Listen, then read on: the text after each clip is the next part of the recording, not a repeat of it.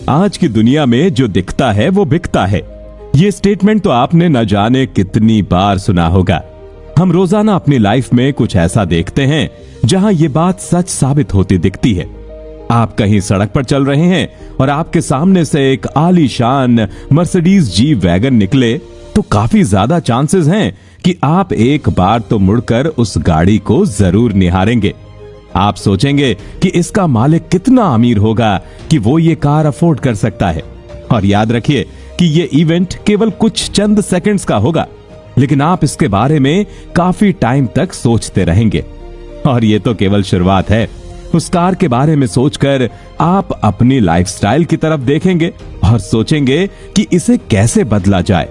और अगर इस वक्त आपको सही रास्ता मिल जाता है तो आप एक प्रोडक्टिव स्केड्यूल में खुद को पाएंगे। लेकिन ऐसा हर बार हो, ऐसा पॉसिबल नहीं है। उस कार को देखकर आप नेगेटिव तरह से भी इन्फ्लुएंस हो सकते हैं। आपके मन में खुद से बेहतर हर चीज के बारे में केवल जलन के ख्याल भी आ सकते हैं और आप अपनी लाइफ की ब्लेसिंग्स को इग्नोर कर केवल दूसरों की लाइफ पर फोकस करने में भी फंस सकते हैं। तो याद रखना जरूरी है कि हर सिक्के के दो पहलू होते हैं। ये आपके हाथ में है कि आप किस रास्ते पर चलना चूज करते हैं। ये तो काफी छोटा सा एग्जाम्पल है। हमारी लाइफ में ऐसे मोमेंट्स आते हैं जब हम किसी चीज से या किसी इंसान से इन्फ्लुएंस्ड महसूस करते हैं और अपनी लाइफस्टाइल या कम से कम अपने माइंडसेट में कुछ बदलाव लाने की कोशिश करते हैं। इससे ये बात तो तय है कि इन्फ्लुएंस होने या करने में किसी तरह का मैकेनिज्म या पावर का खेल तो जरूर है, जिसके चलते इसका दूसरों पर इतना असर होता है। अब जो समझदार लोग हैं वो इस कॉन्सेप्ट को अपने फायदे के लिए इस्तेमाल करते हैं और ऐसा करने के भी काफी सारे तरीके होते हैं। आपको याद रखना चाहिए कि इन्फ्लुएंस करने की पावर एक जरूरी टूल है जो हमारी लाइफ को काफी अच्छे से शेप कर सकती है। ये हमें उन चीजों को अचीव करने में मदद कर सकती है जो शायद आज हमारे लिए हासिल करना इम्पॉसिबल हो। हमारे रोजमर्रा के कपड़ों से लेकर हमारे करियर्स तक हर एक एरिया में इन्फ्लुएंस का फैक्टर साफ नजर आता है। अब इन्फ्लुएंस को उस समझदार मेंटर के रूप में देख सकते हैं जो आपको लाइफ में बेहतर डिसीजंस की तरफ पुश करता है और कोई प्रॉब्लम आने पर हमेशा आपकी मदद करता है। इस छोटे से फैक्टर से आप अपनी लाइफ की ट्रेजेक्टरी को बदल सकते हैं और उस थोड़े से बदलाव से बहुत कुछ बेहतर हो सकता है। इन्फ्लुएंस हमें दूसरों के साथ कोलैबोरेट करने में मदद करता है। एक ऐसी दुनिया जो ह्यूमन इंटरेक्शन पर बनी है, उसमें ओपिनियन और पर्सपेक्टिव का होना बहुत जरूरी है। आप माने या ना माने, लेकिन किसी एक पर्टिकुलर ग्रुप में अपनी जगह बनाने के लिए आपको अपने थॉट्स पर काम करने की जरूरत होती है। इसी तरह से अगर आप किसी टीम के लीडर हैं तो आपकी इन्फ्लुएंस के जरिए ही आपकी टीम एक बेहतर डायरेक्शन में आगे बढ़ सकती है और अपने सारे गोल्स को टाइम से कंप्लीट कर सकती है। इसके साथ ही हम इन्फ्लुएंस करने की शक्ति से अपने चारों ओर की सराउंडिंग्स को शेप कर सकते हैं। एग्जाम्पल के लिए बड़े और इन्फ्लुएंशियल आर्टिस्ट्स ने या फिर विजन रखने वाले लीडर्स ने कल्चरल और पॉलिटिकल चेंज में काफी कंट्रीब्यूशन किया है। और सबसे अहम है किसी को परसुएड करना या फिर उनसे वो करवाना जो आप चाहते हैं। इससे हमें पता चलता है कि इन्फ्लुएंस केवल एक पैसिव फैक्टर नहीं है जिसके जरिए बदलाव धीरे धीरे शेप होता है। इसमें आप खुद भी एक्टिव तरीके से पार्टिसिपेट कर सकते हैं और अपना मुकद्दर खुद ही बदल सकते हैं। इन्फ्लुएंस करने की शक्ति के और भी फैक्टर्स हैं और इनके बारे में आज हम डिटेल में समझेंगे। इसलिए आज हम आपके लिए जॉन मैक्सवेल की बेस्ट सेलिंग किताब द पावर ऑफ इन्फ्लुएंस लेकर आए हैं, जिसमें आपको इन्फ्लुएंसिंग के हर सवाल का जवाब मिलेगा। तो आइए इस स्किल को डिटेल में समझने के लिए इस जर्नी को शुरू करते हैं। हमारी जिंदगी की रफ्तार बहुत से फैक्टर्स पर डिपेंड करती है। हम आज क्या हैं या हमारा आने वाला भविष्य क्या होगा, इसमें काफी कॉम्प्लिकेटेड प्रोसेसेस साथ आते हैं और हमारे लिए रास्ता बनाते हैं। बचपन में आपके पेरेंट्स आपसे जरूर कहते होंगे कि हमें अपने हार्डवर्क पर फोकस करना चाहिए और सब कुछ अपने आप ही लाइन अप हो जाएगा। लेकिन अपने दिल पर हाथ रखकर इस सवाल का जवाब दीजिए, क्या वो बातें असल में सच निकली? क्या आपके हार्ड वर्क का रिटर्न आपको उसी फॉर्म में मिला जिस फॉर्म में आपने सोचा था? क्या आपके लिए आगे जाने के लिए कोई रास्ता नहीं है? जब हम इन बातों के बारे में ध्यान से सोचना शुरू कर देते हैं तो हमें रियलाइज होता है कि दुनिया इतनी आसान नहीं है और हार्ड वर्क या परसिवियरेंस के साथ ऐसी बहुत सी चीजें होती हैं जिन पर आपका सक्सेस डिपेंड करता है। अगर आप लाइफ में अपना हक लेना नहीं जानते तो आपको ये सामने से कोई थाली में परोस कर तो नहीं देने वाला। रिसोर्सेज और अपॉर्चुनिटीज बहुत लिमिटेड है और अगर आप कुछ ऐसे स्किल्स नहीं सीखते जो आपको एक अनफेयर एडवांटेज दे तो आप बस बैठे रह जाएंगे। जी हां, अनफेयर एडवांटेज ही सुना आपने, और ये कोई नेगेटिव ट्रेट नहीं है। बस फर्क इतना है कि इसे आप किसी फिलॉसफिकल बुक में नहीं पाएंगे, क्योंकि सच्चाई यह है कि रियल लाइफ में फैक्ट्स नहीं, इम्प्रोवाइजेशन से काम चलता है। आपको हर सिचुएशन के लिए तैयार रहना होगा और अपने लिए मौके जिंदा रखने होंगे। इसमें पहला स्किल है परसुएशन का। अब इसकी आसान डेफिनेशन देखें तो ये एक आर्ट है जिसके जरिए आप किसी और को अपने पॉइंट ऑफ व्यू के हिसाब से सोचने पर मजबूर करते हैं या फिर उनके एक्शंस में अपने फायदे के लिए कुछ बदलाव करवाने की एबिलिटी रखते हैं। अब ये सुनने में काफी नेगेटिव लग रहा है, लेकिन सच मानिए ऐसा नहीं है। ये मैनिपुलेशन या जबरदस्ती करने के बारे में नहीं है, बल्कि इस स्किल में आपको इफेक्टिव और बेहतर कम्युनिकेशन स्किल्स का इस्तेमाल करना होता है और साथ ही कुछ साइकोलॉजिकल प्रिंसिपल्स को सीखना होगा जिससे आप दूसरे इंसान को चीजें अपने हिसाब से देखने पर मजबूर कर दें। इस स्किल का हमारी लाइफ में काफी इंपॉर्टेंस है। Teachers, business managers, clergy, sales person, lawyers और यहां तक कि हमारे पेरेंट्स भी इसका भरपूर इस्तेमाल करते हैं और दूसरों को अपने आइडियाज और प्रिंसिपल्स की तरफ झुकाने की कोशिश करते हैं। कुछ लोग इतने स्किल्ड और टैक्टफुल होते हैं कि उन्हें कभी भी किसी चीज के लिए पूछना या रिक्वेस्ट करना नहीं पड़ता। उन लोगों की प्रेजेंस में ही ऐसा जादू होता है कि बाकी सब उन्हें सामने से मौके ऑफर करते हैं। परसुएशन दो तरीके से समझा जा सकता है। हम इसे ऐसे बाम या ऑइंटमेंट की तरह समझ सकते हैं जो लगाते ही आपके ऊपर ऐसा असर करता है कि आपकी सारी टेंशन और दर्द खत्म हो जाता है। आप इस मोमेंट में एक अलग ही डायमेंशन में होते हैं और ऐसा लगता है कि बाम सीधा हमारे सिस्टम से ही कम्युनिकेट कर रहा हो। इस तरह के परसुएशन से हमें सुकून मिलता है और हमें अंदर से पता होता है कि हम सही कर रहे हैं। इसका दूसरा फॉर्म थोड़ा भयानक है। इसे हम अफ्रीकन डेजर्ट्स की तेज हवाओं से कंपेयर कर सकते हैं। अगर आप इससे अपना बचाव पहले घंटे में नहीं कर पाते हैं और जलन का एहसास आपके शरीर में पनपने लगा है, तो ये पूरी तरह से साफ है कि अब इससे बचना काफी मुश्किल है। जो गर्म हवा और रेत आपके शरीर के एक हिस्से में घुसी थी, अब वो आपके पूरे शरीर पर कब्जा करने के लिए तैयार है। इस चीज से फर्क नहीं पड़ता कि हम कितने ज्यादा प्रोटेक्टेड हैं। हमारे शरीर में कोई ना कोई हिस्सा ऐसा होता है जहां हम थोड़े वल्नरेबल होते हैं और इसी हिस्से से हमें डोमिनेट किया जाता है। ये दूसरा परसुएशन थोड़ा इवल साउंड कर सकता है और ऐसा है ही। इस तरह का परसुएशन अक्सर उन लोगों से आता है जिनके शब्द बहुत मीठे होते हैं और जिनकी अपीयरेंस से हम चकमा खा सकते हैं। काइंड वर्ड्स और सिंपैथेटिक स्माइल से ये लोग दूसरों की लाइफ में कुछ ना कुछ गड़बड़ करने की कोशिश में लगे रहते हैं। ये अक्सर आपको लाइफ में फ्रीडम का इंपॉर्टेंस समझाएंगे और जिंदगी को अच्छी फेथ के साथ जीने का फायदा भी। कहने का मतलब है कि ये लोग आपको परसुएड करने के लिए ऐसी चीजों के बारे में बताएंगे जहां पर आपको भी अपना फायदा किसी ना किसी तरह से दिख रहा होगा। लेकिन इनकी एप्लीकेशन का तरीका ऐसा होता है कि ये आपको पूरी तरह से वश में ले लेते हैं और फिर आपको उसी रास्ते पर ले जाते हैं जिस पर ये खुद चाहते हैं। इन दोनों ही तरह के परसुएशन में कुछ चीजें काफी कॉमन है। सामने वाला आपको किसी भी रास्ते पर ले जाने की कोशिश कर रहा हो, लेकिन उनके परसेप्शन को शेप करने में कुछ चीजें हमेशा शामिल होती हैं। सबसे पहली है लॉजिकल अपील। परसुएशन अक्सर लॉजिकल और रीजन्ड आर्ग्यूमेंट्स की तरफ आपको झुका देता है। स्टैटिस्टिक्स, फैक्ट्स और एविडेंस की मदद से हम एक ऐसी पिक्चर पेंट कर सकते हैं जो कि सामने वाले की दुनिया की अंडरस्टैंडिंग की पेंटिंग से काफी मेल खाती है। और एक बार जब ये कनेक्शन हिट कर जाता है तो सुनने वाला अपने आप उस डायरेक्शन में जाने के लिए कुछ ना कुछ एग्जीक्यूट करता है। दूसरा फीचर है इमोशनल अपील। किसी भी इंसान के साथ इमोशनल डोमेन में खेलना काफी फायदेमंद हो सकता है। होप, फियर या एम्पैथी की फीलिंग्स को जगाना लोगों में एक स्ट्रॉन्ग कनेक्शन को जन्म दे सकता है और उन्हें एक पर्टिकुलर कॉज की तरफ जाने के लिए भी मोटिवेट कर सकता है। इस तकनीक में हम स्टोरीज और क्रिएटिव इमेजरी का इस्तेमाल अपने फायदे के हिसाब से कर सकते हैं।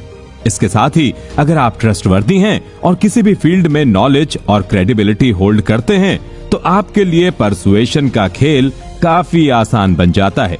किसी भी एरिया में एक्सपर्टीज और एथिकल कंडक्ट दिखाने से आप अपने आर्ग्यूमेंट्स को वैलिड पेश कर सकते हैं और अगर सब सही रहे तो लोग इसे एक्सेप्ट भी कर लेते हैं। परसुएशन में केवल किसी को कन्विंस करने से काम नहीं चलता। जरूरी है कि आपकी कही बात के ऊपर सामने वाला कुछ एक्शन भी ले। इसलिए जरूरी है कि आप उन्हें कन्विंस करने के साथ एक क्लियर लाइन ऑफ एक्शन भी अवेलेबल करवाएं जिससे वो अपने मूव्स को प्लान कर सकें। किसी भी टास्क की आउटलाइन बहुत जरूरी होती है। इसके बिना सामने वाला परसुएड होने के बाद भी गड़बड़ कर सकता है और आपकी मेहनत भी बर्बाद हो जाएगी। पोटेंशियल ऑब्जेक्शंस या खतरों के बारे में सचेत करने से आपका आर्ग्यूमेंट ज्यादा वैलिड लगता है।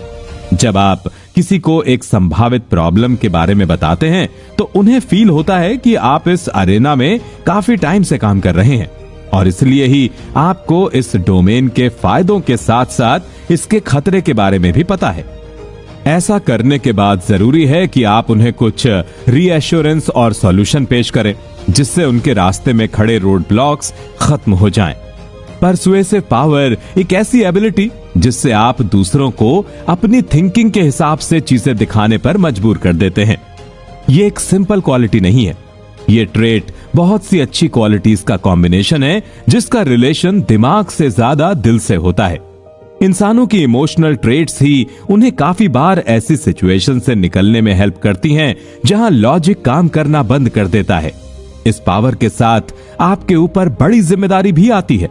इसलिए जरूरी है कि आप अपनी अप्रोच में सिंसियर रहें और एक पॉजिटिव रास्ते के बारे में सोचते रहें। कुछ चुनिंदा लोग ही ह्यूमन आई की इन्फ्लुएंस से बच पाते हैं। अगर ये लुक डोमिनेटिंग हो तो ये सामने वाले को कंट्रोल कर सकता है। अगर इस लुक में काइंडनेस हो तो ये सामने वाले को पिघला सकता है और अगर इस लुक में दुख हो तो ये सामने वाले के दिल पर वार करता है। लेकिन ये इन्फ्लुएंस तब तक रियल नहीं होता जब तक इसे बैक करने के लिए कोई स्ट्रॉन्ग थॉट ना हो। इस थॉट के जरिए ही हम किसी से कम्युनिकेट कर सकते हैं और अपने स्टांस को क्लियर कर सकते हैं। ह्यूमन आई को अक्सर अपने अपने एक्सप्रेशन के पोटेंशियल के लिए जाना जाता है। ये किसी के सोल की विंडो है, इमोशंस की कैनवस है और एक ऐसा साइलेंट कम्युनिकेटर है जिसमें शब्दों से कई गुना ज्यादा शक्ति होती है।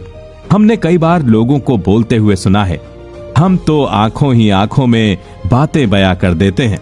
लेकिन इसका मतलब क्या है? क्या ये मैजिक है? क्या ये कोई स्पेशल टेक्निक है जिससे लोग अपने किसी स्पेशल सेंस को एक्टिवेट कर लेते हैं? आइए इन सवालों का जवाब ढूंढते हैं। जब दो लोग आपस में थॉट्स को एक्सचेंज करते हैं तो जरूरी नहीं है कि ये केवल स्पीच या शब्दों के जरिए किया जाए। बहुत से केसेस में आंखों का भी बहुत बड़ा रोल होता है।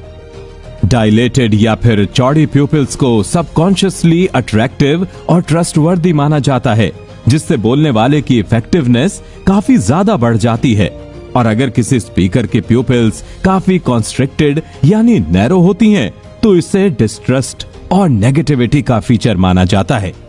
आप जिस डायरेक्शन में अपनी आंखों को एडजस्ट करते हैं उससे भी आपके बारे में काफी चीजें पता लगती हैं। ये सटल साइंस होते हैं कि आपके मन में आखिरकार क्या चल रहा है। डायरेक्ट आई कांटेक्ट काफी असर्टिव और चैलेंजिंग होता है, जबकि इधर उधर देखने से और आई कांटेक्ट को तोड़ने से आपकी शाइनेस और नर्वसनेस सामने आ सकती है। साइडवेज देखना क्यूरियोसिटी या छल का साइन माना जाता है।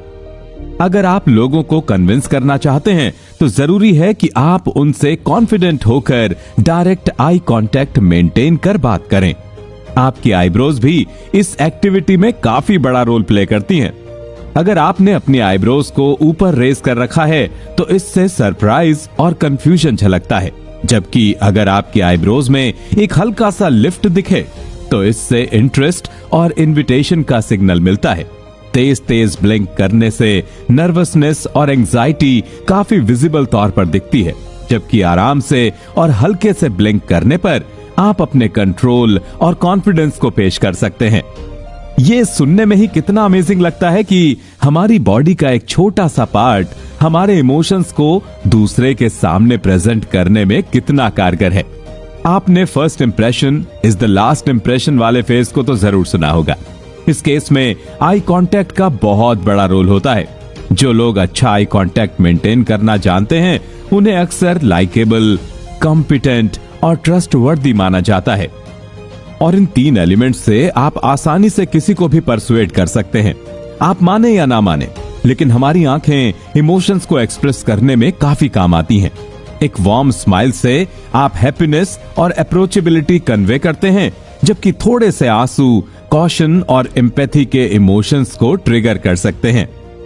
नॉन वर्बल कम्युनिकेशन में आंखें सेंटर स्टेज ले लेती हैं। इनसे आप अग्रीमेंट, डिसएग्रीमेंट, एक्साइटमेंट, बोर्डम और बाकी बहुत से इमोशंस को पेश कर सकते हैं। इन सारे इमोशंस के जरिए आप अपने कम्युनिकेशन में एक डेप्थ ऐड कर सकते हैं और दूसरे को अपने हिसाब से परसुएड करने में आपको इससे काफी मदद मिल सकती है।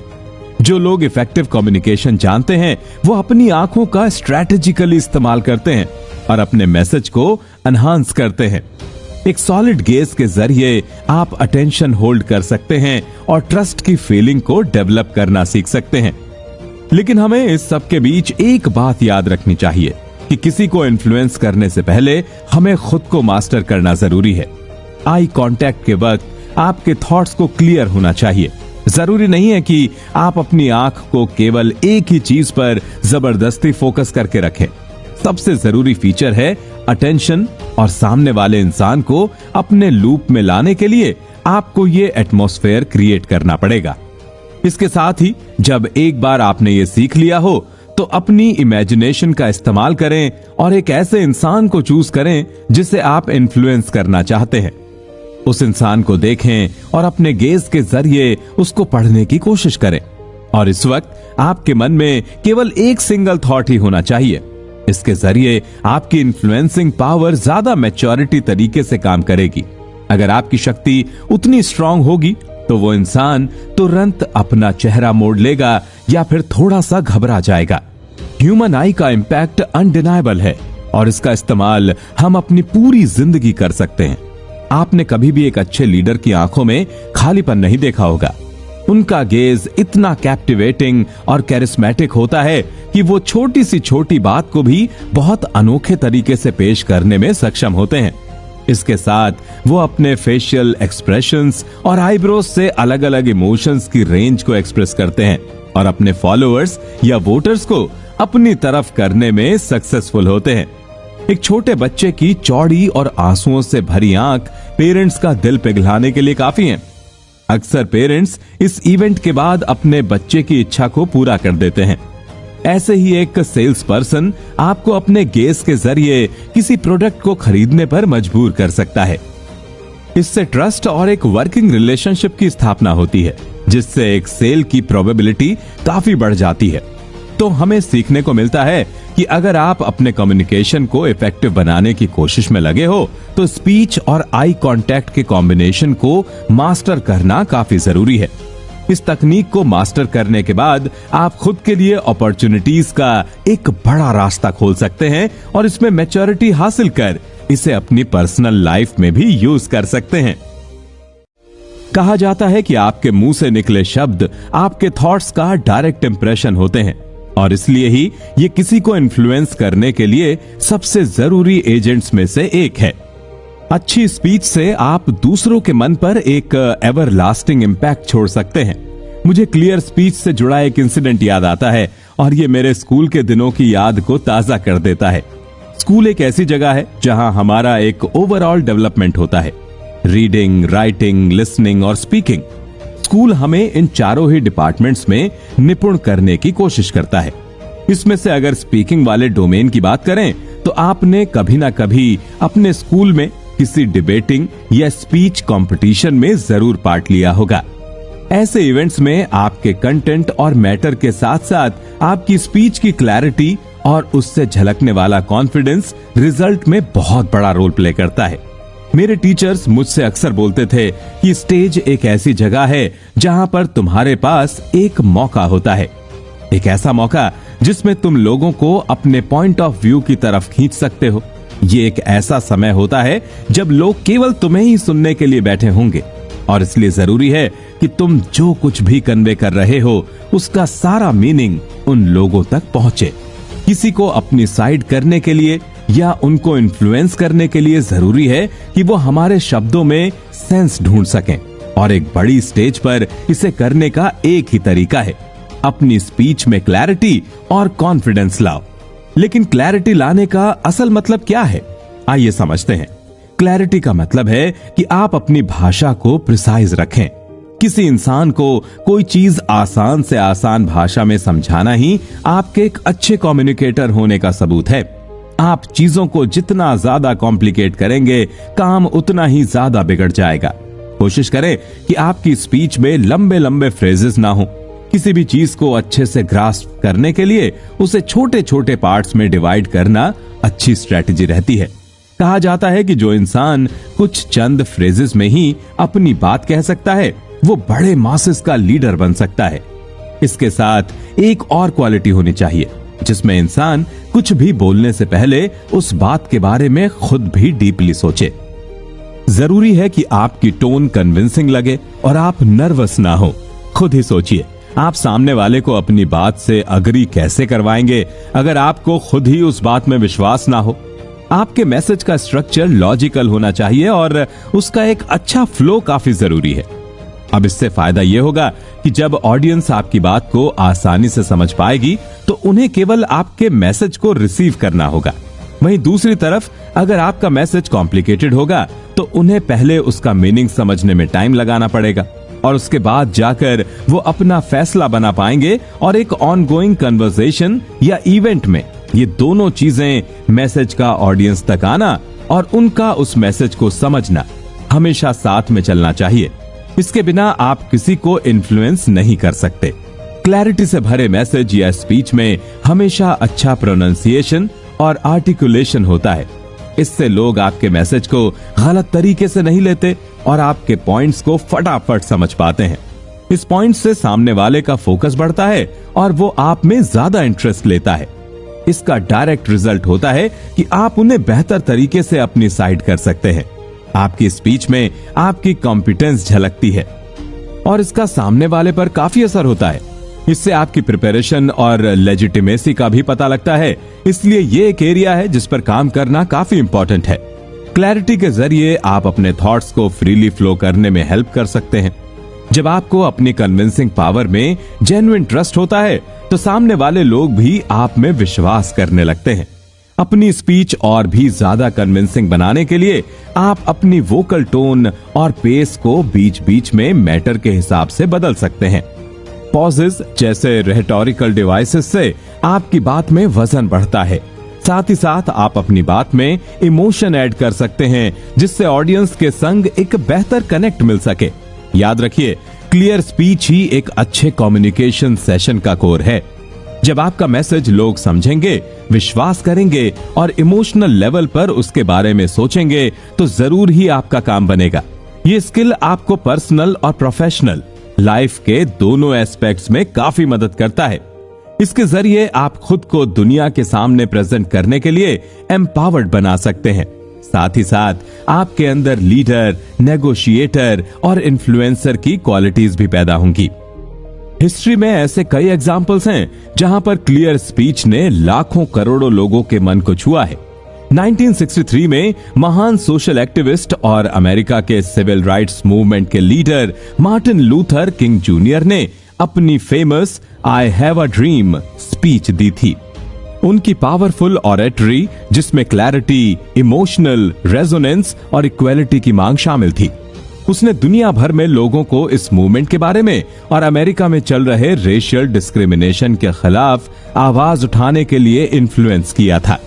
इस स्पीच की रिदम, अनोखी इमेजरी और जरूरी फ्रेजेस जैसे फ्री एट लास्ट के रेपुटेशन से किंग का मैसेज बहुत साफ और इफेक्टिव था, जिसके जरिए रेशियल इक्वालिटी की जंग को आगे ले जाने में काफी रिवॉल्यूशनरी प्रोग्रेस हुई थी। पिछले कुछ सालों में मलाला यूसुफजई ने दुनिया भर में महिलाओं की एजुकेशन के लिए बहुत अवेयरनेस क्रिएट की है। मलाला इतिहास की सबसे यंगेस्ट नोबेल प्राइज विजेता हैं और इस छोटी सी उम्र में भी उनकी स्पीचेस में क्लैरिटी और कन्विक्शन के जरूरी एलिमेंट्स साफ तौर पर नजर आते हैं। उनका simple message, one child, one teacher, one book, one pen can change the world, पूरी दुनिया में लोगों के मन तक पहुंचा है। इसके जरिए अक्रॉस बॉर्डर्स लोगों ने लड़कियों की एजुकेशन को बढ़ावा देने का इनिशिएटिव लिया है। ये दोनों ही एग्जाम्पल्स हमें सिखाते हैं कि कैसे इफेक्टिव कम्युनिकेशन के जरिए आप दुनिया बदल सकते हैं और एक पॉजिटिव चेंज शुरू कर सकते हैं। ह्यूमन बीइंग्स इस दुनिया की फूड चेन में सबसे ऊपर प्लेस्ड हैं और इसकी एक वजह है। लाइफ में कई बार ऐसे मोमेंट्स आते हैं जब हम अपनी रॉ परसिवियरेंस के स्किल्स से वो कर दिखाते हैं जो शायद कोई और ना कर सके। हर कोई चाहता है कि वो अपने स्किल्स के हिसाब से एक फेवरेबल गेम खेले, लेकिन लाइफ में ऐसा होता नहीं है। हमें किस मोमेंट पर क्या फेस करना पड़ जाए इसकी गारंटी कोई नहीं दे सकता। ये स्किल उन लोगों के अंदर डेवलप होता है जिन्हें अपनी ताकत और पोटेंशियल का अंदाजा होता है और जो अपनी मेरिट में फेथ रख पाते हैं और मुश्किल से मुश्किल चैलेंज को पार करने की हिम्मत रखते हैं। अगर हम एक फिलोसॉफिकल पॉइंट ऑफ व्यू से देखें तो परसिवियरेंस को हम एक सेकंड में डिफाइन कर सकते हैं। Perseverance is the victory of will power over the weakness of the will. अब इस फ्रेज का मतलब क्या है, आइए समझते हैं। कई बार हमारे अंदर ऐसा हिडन पोटेंशियल होता है जिसके बारे में हमें खुद भी कोई जानकारी नहीं होती। जब लाइफ में हमारी लिमिट्स पूरी तरह से टेस्ट नहीं हुई होती हैं, तो हमारी नॉर्मल एक्सपेक्टेशन अक्सर हमारे असली पोटेंशियल से कम ही होती है। एग्जाम्पल के लिए इंडिया और ऑस्ट्रेलिया का 2020 का गाबा के मैदान पर खेला गया टेस्ट मैच याद करते हैं। अगर आप एक बड़े क्रिकेट फैन हैं तो आपको समझ आ गया होगा कि हम किस बारे में और कितने एपिक प्रोपोर्शन की बात कर रहे हैं। उस टूर पर हमारी भारतीय टीम के कई मेजर प्लेयर्स या तो चोट से जूझ रहे थे या फिर आउट ऑफ फॉर्म थे और इसके ऊपर सीरीज भी 1-1 से टाइड थी और इसका फाइनल मैच उस मैदान पर खेला जाना था जिसे ऑस्ट्रेलिया का गढ़ या फोर्ट्रेस कहा जाता है। 2020 तक ऑस्ट्रेलिया की टीम ने इस मैदान पर 32 सालों में एक भी टेस्ट मैच नहीं हारा था।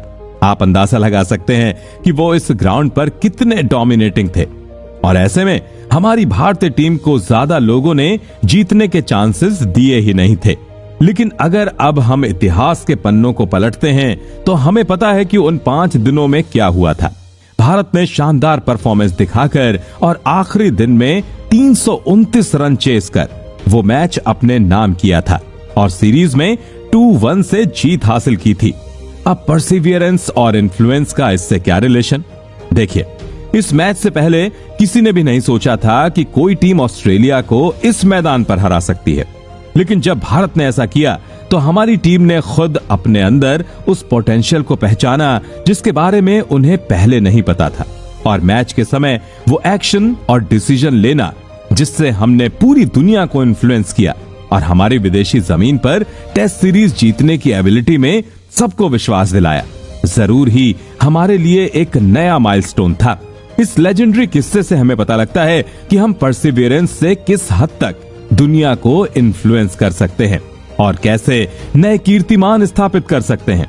अब सोचने वाली बात है कि इसका रिजल्ट क्या था और ये हमारे इस डिस्कशन के लिए खास क्यों है। आइए समझते हैं। सबसे पहला है कि अगर आपके अंदर वो फाइटिंग स्पिरिट है तो आपको रेस्पेक्ट मिलेगी और लोग आप पर भरोसा करेंगे। जब हम खराब सिचुएशंस के बाद भी गिव अप नहीं करते हैं तो इससे आपकी कमिटमेंट और डेडिकेशन का पता लगता है और हर कोई चाहता है कि उनकी एसोसिएशन किसी ऐसे इंसान से हो जिसमें ये स्किल्स हों। वो देखते हैं कि अगर वो आपसे जुड़ने का और आपके कहे रास्ते पर चलने को अग्री करते हैं तो उनकी फेथ बर्बाद नहीं होगी और उन्हें वो रिजल्ट्स मिलेंगे जिनका आपने वादा किया था। तो ऐसे वो आपके आइडियाज और मैसेजेस पर विश्वास करते हैं और आपसे इन्फ्लुएंस हो जाते हैं। लाइफ में चेंज कई बार काफी अनकंफर्टेबल हो सकता है और हर कोई इसके खिलाफ आगे बढ़कर जीतने की हिम्मत नहीं करता, लेकिन अगर आप अपने परसिवियर करने के स्किल से डिस्करेज नहीं होते हैं तो इससे दिखता है कि आप किसी भी कंडीशन में एफर्ट्स डालने के लिए तैयार हैं और इस रेजिस्टेंस से आप लोगों को आसानी से अपनी साइड कर सकते हैं। आपकी परसिवियरेंस कई बार बड़े एग्जाम्पल सेट करने में भी काम आती है, जिससे आप दूसरों को इंस्पायर कर सकते हैं। इसका बड़ा एग्जाम्पल है हमारे एरा के सबसे अच्छे क्रिकेट प्लेयर विराट कोहली। विराट का कहना है कि बड़े होते वक्त वो सचिन तेंदुलकर को खेलते देखते थे और उनसे ही इंस्पायर होकर उन्होंने भी क्रिकेट को सीरियस लेना शुरू किया। जिस तरह से 90s के एरा में सचिन अकेले ही अपने परसिवियरेंस के दम पर भारत को मैच जिता दिया करते थे, वही क्वालिटी आज हम विराट में देखते हैं। जो सचिन ने आज से 30 साल पहले किया था, उसका फल हमें आज तक देखने को मिल रहा है। इससे प्रूव होता है कि कैसे परसिवियरेंस की कोई एक्सपायरी डेट नहीं होती और इसके positive effects generation to generation पास होते रहते हैं। और सबसे इंपॉर्टेंट बात है कि परसिवियरेंस से आप समाज में और किसी भी पर्टिकुलर डोमेन में अपनी क्रेडिबिलिटी सिद्ध कर सकते हैं। और ये एक ऐसा गढ़ है जिसके पीछे अनगिनत लोग भागने के लिए तैयार हैं और जो आपके सामने खुद ऑफर लेकर आ रहा हो, उसको इन्फ्लुएंस करने में कैसे मुश्किल। लेकिन इसके साथ ही आपको कुछ चीजों का ख्याल रखने की जरूरत है। आपको अपनी अप्रोच में स्ट्रेटेजिक रहने की जरूरत है। अपनी ऑडियंस को समझिए और जानिए कि उन्हें क्या मोटिवेट करता है और फिर उसी हिसाब से अपने मैसेज फॉर्म कीजिए। पॉजिटिव एटीट्यूड आपको लाइफ में काफी आगे ले जा सकता है और अगर आप इसे पेशेंस और डिटर्मिनेशन से मिक्स कर लेंगे तो फिर आपको कोई नहीं रोक सकता। याद रखिए, लाइफ के इस बड़े वॉर में बहुत सी छोटी छोटी बैटल्स आपके सामने आएंगी। आपको इनसे डरना नहीं है, बल्कि इन्हें हर्डल समझकर पार करना है और आगे बढ़ते जाना है। ऐसे करने से आप लॉन्ग टर्म में काफी सारे लोगों को अपने साथ जोड़ लेंगे जो आपसे इन्फ्लुएंस होंगे और आपके हिसाब से इस दुनिया को देखेंगे। हमारी दुनिया में ऐसी कई पोस्ट्स हैं जिन पर ना जाने कितने लोग पहुंचना चाहते हैं, लेकिन ऐसा हर किसी के साथ नहीं होता। भारत के कॉन्टेक्स्ट में सबसे सिंपल एग्जाम्पल है IAS अफसर का।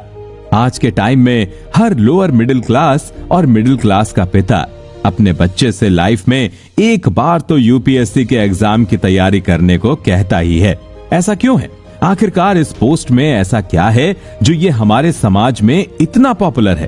पहले अगर हम एक पिता की नजर से देखें तो वो हमेशा चाहेंगे कि उनका बच्चा लाइफ में एक स्टेबल, पावरफुल और इन्फ्लुएंस वाली पोस्ट पर हो, जिससे उसे लाइफ में फिर कभी कोई दिक्कत का सामना ना करना पड़े। इस केस से हमें IAS पोस्ट की उस इन्फ्लुएंस के बारे में पता लगता है जिससे आज हर कोई संबोधित हो रहा है और इस मुश्किल रास्ते पर चलने के लिए तैयारी कर रहा है। लेकिन हमारा डिस्कशन इस बारे में नहीं है। और अगर हम रैशनल एम्बिशन का स्किल UPSC के एग्जाम से जोड़ें तो इसमें ज्यादा सेंस बनता भी नहीं है। हर साल इस एग्जाम के प्रीलिम्स स्टेज में 5 से 6 लाख लोग महज 1000 सीट्स पर सिलेक्शन के लिए बैठते हैं और इस एग्जाम की तैयारी भी कोई 1-2 महीने में नहीं हो जाती है। एक सीरियस कैंडिडेट को कम से कम इस जर्नी में अपने 2 साल देने पड़ते हैं और तब जाकर उसके सक्सेस की कुछ संभावना बनती है और इस सक्सेस की प्रोबेबिलिटी भी डेसिमल्स में है। इसलिए ये बात तो साफ है कि ये रास्ता बहुत मुश्किल है। लेकिन जब हमने रेशनल और एम्बिशन ये 2 शब्द एक ही लाइन में इस्तेमाल किए तो इस तरह का पैराडॉक्स तो सामने आएगा ही। UPSC के केस में रैशनल एम्बिशन इस तरह से काम करता है जब एस्पिरेंट के पास पहले से ही एक प्लान B तैयार हो और उनकी तैयारी भी काफी इफेक्टिव तरीके से चले, जिससे वो स्पेसिफाइड टाइम में ज्यादा से ज्यादा सिलेबस कवर कर पाएं। ये बातें शायद एक नॉन एस्पिरेंट के लिए समझना मुश्किल हो सकता है, लेकिन हम इस ट्रेट को केवल इस एग्जाम के पर्सपेक्टिव से ही नहीं बल्कि लाइफ में हर बड़े चैलेंज के सामने रखकर बात कर सकते हैं। कहने का सीधा पॉइंट है कि लाइफ में एम्बिशन के बिना कुछ नहीं हो सकता। लेकिन जो बेवकूफी में ऐसे गोल सेट करते हैं जिन्हें हासिल करना पॉसिबल ही ना हो, उन्हें हमेशा हार का सामना ही करना पड़ता है। रैशनल एम्बिशन का मतलब ही ये नहीं है जब आप किसी बड़ी चीज को अचीव करने के बारे में सोचते हैं लेकिन आपके पास साथ में एक अच्छा प्लान और स्ट्रेटेजी भी मौजूद होती है। इन दोनों चीजों के कॉम्बिनेशन से बड़ी चीजें अचीवेबल लगने लगती हैं और जो लोग इसे टाइम के साथ आगे ले जा पाते हैं उनका नाम आईएएस की फाइनल पीडीएफ लिस्ट में आ जाता है। हमारे डिस्कशन में भी इस ट्रेट का काफी बड़ा रोल है। रैशनल एम्बिशन से आप दूसरों को काफी सिस्टमैटिक तरीके से इन्फ्लुएंस कर सकते हैं, क्योंकि बड़े और अचीवेबल गोल्स को सेट करने के बाद और उनकी तरफ स्टेप बाय स्टेप काम करने से आपकी स्ट्रेटेजिक थिंकिंग के बारे में पता लगता है। और जो लोग ये क्वालिटी पॉजेस करते हैं, बाकी सब इनके पीछे आ ही जाते हैं। जब आप रियलिस्टिक, अचीवेबल और वेल डिफाइंड गोल सेट करते हैं तो इससे प्रेजेंट होता है कि आपको उस एरिया की ग्राउंड अंडरस्टैंडिंग है और उस काम को कंप्लीट करने के लिए लगने वाले रिसोर्सेज का भी अच्छा अंदाजा है। इससे ट्रस्ट और क्रेडिबिलिटी बढ़ती है और लोग आपको एक ऐसे इंसान के तौर पर देखते हैं जो चैलेंजेस को अच्छे से सॉल्व कर सकता है। एक रैशनल अप्रोच में हमेशा डेटा और एविडेंस का रोल होता है।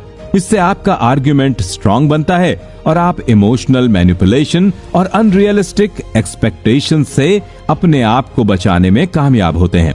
इससे आपके प्रपोजल्स में वजन आता है और आप ज्यादा पर्सुएसिव बनकर सामने आते हैं। आपका रैशनल एम्बिशन कई मायनों में दूसरों के लिए कॉन्टेजियस हो सकता है। हम इसके पॉजिटिव साइड की बात कर रहे हैं। अगर आपका खुद का प्लान किसी और को इंस्पायर कर सकता है तो सोचिए इसमें कितनी इन्फ्लुएंसिंग पावर होगी। अपने एम्बिशंस को क्लैरिटी और पर्पस से अलाइन करने से आप आगे के चैलेंजेस से निपटने के लिए एक रोड मैप बना सकते हैं। ये sense of direction individual efforts को एक कॉमन गोल में लगाने के लिए काफी काम आ सकता है, जिससे कलेक्टिव इम्पैक्ट बढ़ता है और आप ज्यादा रिजल्ट्स देख पाते हैं। इस क्वालिटी में अक्सर कैलकुलेटेड रिस्क्स होते हैं जिनसे आप धीरे धीरे सही वक्त पर अपनी बाउंड्रीज को पुश करते हैं और खतरों से ज्यादा रेजिस्टेंस हासिल कर पाते हैं। इससे आपकी अडेप्ट करने की और इनोवेट करने की विलिंगनेस पेश होती है और इससे आप दूसरों को भी चेंज को एक्सेप्ट करने में मदद कर सकते हैं।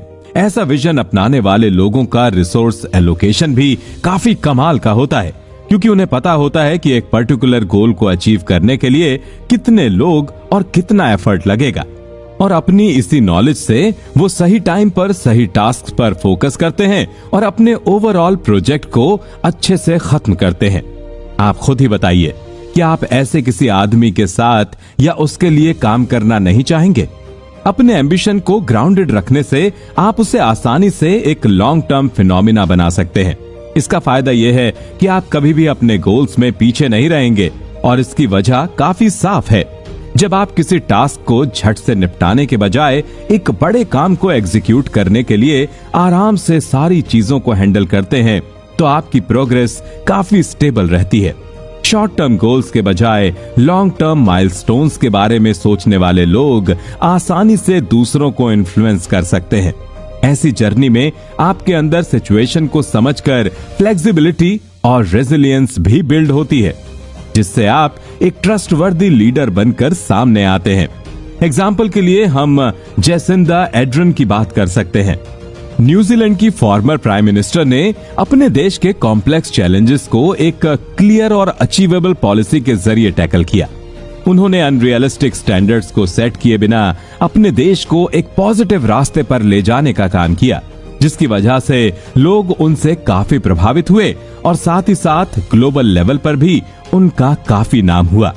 उन्होंने वेल बीइंग बजट जैसी प्रोग्रेसिव पॉलिसीज को इम्प्लीमेंट किया, जिससे long term social well being और एनवायरमेंटल सस्टेनेबिलिटी पर फोकस किया जा सकता है। एड्रन की एम्पैथेटिक लीडरशिप और इंक्लूसिविटी पर फोकस करने की अप्रोच ने उन्हें बहुत से लोगों की पहली पसंद के तौर पर एस्टेब्लिश किया है। क्राइस्टचर्च में हुई शूटिंग्स और कोरोना के टाइम पर उनकी काम और डिसाइसिव लीडरशिप ने उनके स्टेटस को और भी ज्यादा मजबूत किया है। रैशनल एम्बिशन का एक और बड़ा एग्जाम्पल है सत्य नडेला, जो कि इस वक्त माइक्रोसॉफ्ट के सीईओ हैं। नडेला की लीडरशिप में माइक्रोसॉफ्ट ने अपना फोकस ट्रेडिशनल सॉफ्टवेयर से क्लाउड कंप्यूटिंग और आर्टिफिशियल इंटेलिजेंस की तरफ शिफ्ट किया। उन्होंने कंपनी के क्लाउड प्लेटफॉर्म एज़्योर के लिए एम्बिशंस और रियलिस्टिक गोल सेट किए, जिसके कारण आज ये अमेज़न वेब सर्विसेज का एक बड़ा कॉम्पिटिटर बन चुका है। ये तो महज कुछ चुनिंदा एग्जाम्पल्स हैं जिनसे साबित होता है कि कैसे रैशनल एम्बिशन से आप दूसरों को एक पॉजिटिव तरीके से इन्फ्लुएंस कर सकते हैं और उन्हें बेहतर करने के लिए पुश कर सकते हैं। गोल्स, डेटा ड्रिवन डिसीजंस और इफेक्टिव कम्युनिकेशन को कंबाइन कर आप एक बेहतर फ्यूचर की ओर बढ़ सकते हैं। याद रखिए, रैशनल एम्बिशन का मतलब केवल पर्सनल ग्लोरी हासिल करना नहीं है। इसका असली एसेंस इस बात में है जब आप अपनी ड्राइव और स्ट्रेटेजी से अपने चारों ओर एक पॉजिटिव चेंज इंड्यूस करते हैं और अपनी कम्युनिटी और दुनिया में बदलाव लाने के एक रास्ते पर निकल जाते हैं। इससे बड़ी इन्फ्लुएंस और क्या होगी भला। कंसंट्रेशन एक ऐसी फोर्स है जो इंसान को एक सर्टिफाइड टैंक में बदल सकती है। चिंता मत करिए, यहाँ एक एक्चुअल टैंक की बात नहीं हो रही है। ये दरअसल एक मेटाफर है जिससे हम उन लोगों को रेफर करते हैं जो काफी टफ और स्ट्रांग होते हैं। कंसंट्रेशन के बिना कोई भी सक्सेस पॉसिबल ही नहीं है। इमेजिन कीजिए कि आपके पास एक आइडिया है और आपको पता है कि इसमें पोटेंशियल है और इस पर काम कर आप इसको काफी आगे ले जा सकते हैं।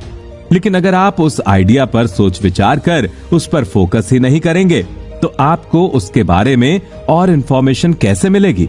इमेजिन कीजिए कि आपका ये आइडिया एक कोयले के पीस की तरह है।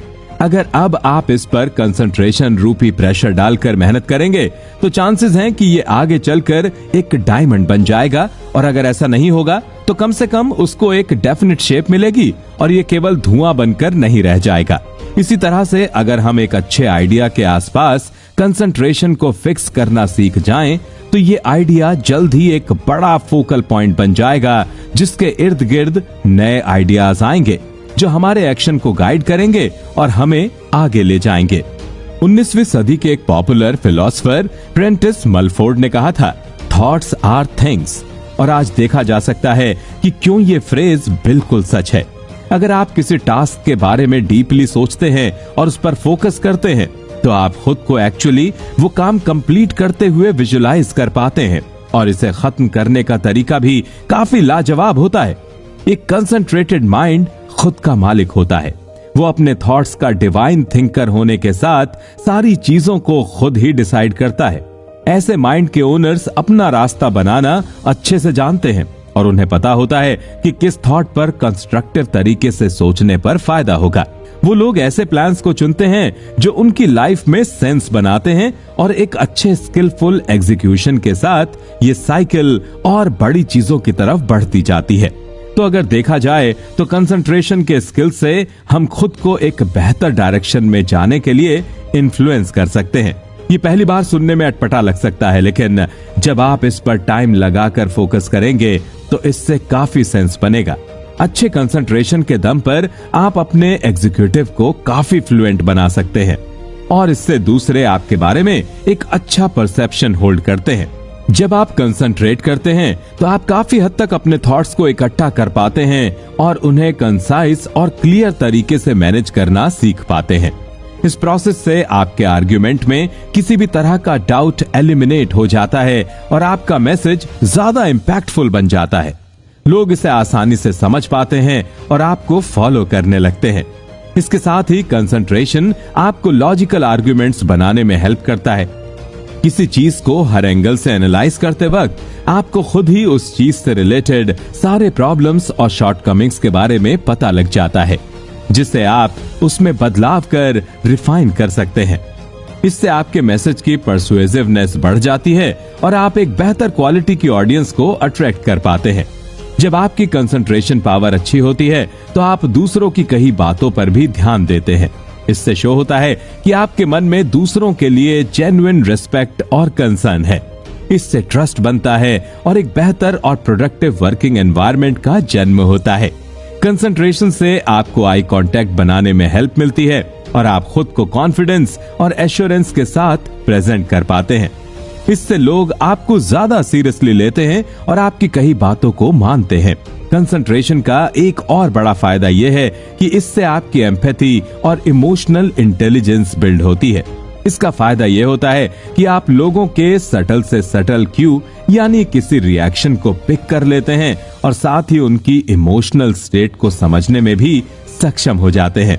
इससे आप हर इंसान के हिसाब से अपने मैसेज को फर्म कर सकते हैं और उनकी जो फीलिंग्स हैं उनके कंसर्न्स के साथ अलाइन कर सकते हैं। लोगों को जहां भी इस तरह की एश्योरेंस मिलती है वो उसकी बात जरूर मानते हैं। जब आप किसी मोमेंट में पूरी तरह से प्रेजेंट होते हैं और फोकस्ड होते हैं तो आप डिटर्मिनेशन और कामनेस का ऑरा रेडिएट करते हैं। इससे दूसरे लोग सबकॉन्शियसली आपके आइडियाज को ज्यादा गंभीरता से लेते हैं और उनके बारे में एक्शन लेने का विचार भी करते हैं। हालांकि याद रखने वाली बात है कि आपको अपने कंसंट्रेशन को फ्लेक्सिबिलिटी और रिस्पॉन्सिवनेस के साथ मैच करके चलना चाहिए। हद से ज्यादा फोकस भी आपको किसी कन्वर्सेशन के डायनेमिक्स की तरफ काफी रिजिड एयर इनसेंसिटिव पेश कर सकता है। इस बैलेंस को स्ट्राइक करने के लिए कुछ तरीके हैं। सबसे जरूरी है कि आप एक ओपन माइंडेड अप्रोच रखें। इस बात को मन में बिठा लीजिए कि आप बेस्ट नहीं हैं। वो सुपर हीरो वाला कॉम्प्लेक्स अपने मन से निकाल दें कि आपको तो किसी की एडवाइस की जरूरत ही नहीं पड़ेगी। हर मोमेंट पर हम कुछ नया सीखते हैं और टाइम के साथ हमें इसे अपने स्किल सेट में ऐड करना ही पड़ता है। इसलिए नई इंफॉर्मेशन और फीडबैक को सीरियसली कंसिडर करें और उसके हिसाब से अपने आप में पॉजिटिव चैलेंज लाएं। इस तरह का माइंडसेट रखने वाले लोग दूसरों को भी बेहतर बनाने में हेल्प करते हैं और नेचुरली उन्हें इन्फ्लुएंस भी कर पाते हैं। साथ ही आपको अलग अलग व्यू पॉइंट्स को एक्सेप्ट करने की मैच्योरिटी भी अपने अंदर डेवलप करनी चाहिए। हो सकता है कि वो पॉइंट आपकी थिंकिंग से मेल ना खाता हो, लेकिन शायद आप उसमें भी कुछ नया सीख सके। ऐसी सोच रखने से आप अलग अलग एरियाज, फील्ड्स और डोमेन्स के लोगों को अट्रैक्ट कर सकते हैं, जिससे आपका पोर्टफोलियो काफी डायनेमिक रहेगा, जिससे ग्रोथ के मौके भी बढ़ेंगे। कंसंट्रेशन की पावर को हार्नेस करने के साथ साथ फ्लेक्सिबल रहने की एबिलिटी आपको काफी आगे ले जा सकती है। हमारे इतिहास में ऐसे कई एग्जाम्पल्स हैं जहां पर लोगों ने इमेंस कंसंट्रेशन के दम पर लाइफ चेंजिंग चीजें की हैं। इन लोगों ने केवल डिस्ट्रैक्शंस को ही अपने रास्ते से नहीं हटाया, बल्कि एक पर्टिकुलर फील्ड पर फोकस कर अपनी अंडरस्टैंडिंग को बेहतर किया। आप सभी ने मैरी क्यूरी का नाम जरूर सुना होगा। मैरी क्यूरी पहली महिला थीं जिन्हें नोबेल प्राइज से सम्मानित किया गया था और ये अचीवमेंट उन्होंने अपनी लाइफ में एक बार नहीं बल्कि 2 बार हासिल की थी। क्यूरी की अनवेवरिंग और रॉक सॉलिड कंसंट्रेशन के चलते वो रेडियो एक्टिविटी की फील्ड में एक्सपेरिमेंट्स और डेटा को सालों तक कॉम्प्रिहेंसिव तरीके से स्टडी कर पाईं और उनकी इस फील्ड में ग्राउंड ब्रेकिंग डिस्कवरीज के चलते ही आज हम न्यूक्लियर एनर्जी को हार्नेस का उसका इस्तेमाल करने में सफल हुए हैं। साथ ही साथ आज हम न्यूक्लियर फिजिक्स को इतना समझ पाए और रेडिएशन थेरेपी जैसी मेडिकल एडवांसमेंट्स को अचीव कर पाए हैं। ह्यूमन हिस्ट्री के सबसे महान इन्वेस्टर्स में से एक लियोनार्डो दा विंची ने इमेंस फोकस के चलते ही अपनी क्यूरियोसिटी और ऑब्जर्वेशंस को फ्यूल किया। उन्होंने ह्यूमन बॉडी को डाइसेक्ट किया था, चिड़ियों की फ्लाइट के बारे में स्टडी की थी, एक्सट्रीम रिफाइनमेंट के साथ पेंटिंग स्किल डेवलप किए थे और साथ ही साथ आने वाली जनरेशंस के इंजीनियर्स, आर्टिस्ट और साइंटिस्ट को इन्फ्लुएंस करने का काम किया था। बहुत से महान लोगों ने कंसंट्रेशन से अपने स्किल्स और क्राफ्ट को बेहतर बनाने का काम भी किया है।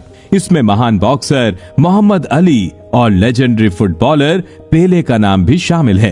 अली के बिजली से तेज रिफ्लेक्सेस और आइकॉनिक फुटवर्क दोनों ही उनकी कंसंट्रेशन के फल थे, जिसको उन्होंने अपनी ट्रेनिंग के साथ मिक्स किया था। उनकी डेडिकेशन ने पूरे बॉक्सिंग के स्पोर्ट को रिवोल्यूशनाइज करने का काम किया। बॉक्सिंग से हटकर भी उन्होंने सोशल जस्टिस के लिए बहुत काम किया, जिससे करोड़ों आम लोगों को हिम्मत मिली और उन्होंने सपने देखने की हिम्मत की। अब अगर पेले की बात करें तो ये ब्राजीलियन प्लेयर अपनी एक्सेप्शनल ड्रिबलिंग और पिन पॉइंट एक्यूरेसी के लिए जाने जाते हैं और ये दोनों ही स्किल्स उन्होंने अपने फोकस और डिटर्मिनेशन के दम पर बिल्ड किए थे। पेले को अक्सर फुटबॉल का पहला सुपरस्टार कहा जाता है और ये साफ है कि उनके गेम से न जाने कितने बड़े प्लेयर्स ने इंस्पिरेशन ली होगी और अपने देश के लिए खेलने का सपना देखा होगा।